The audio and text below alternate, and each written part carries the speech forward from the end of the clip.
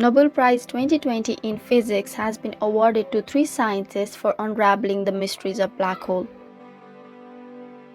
A black hole is a region in space where gravity is so strong that nothing, not even light, can escape. Einstein theory predicts the existence of black hole, but Einstein himself did not believe they existed. Also in 1939, he had declared in a paper that black holes do not exist in physical reality, but 10 years after his death, that is in 1965, Professor Roger Penrose became the first person to prove mathematically that the black holes can form, they can truly exist, and they are the consequences of Einstein's general theory of relativity. This work has made him win the Nobel Prize this year.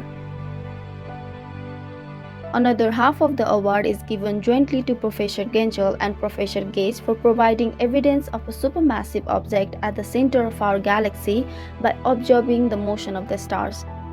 They focused their research on a region called Sagittarius A at the center of our galaxy. They mapped the orbit of some of the brightest stars closest to it, and they found that the stars were orbiting very fast.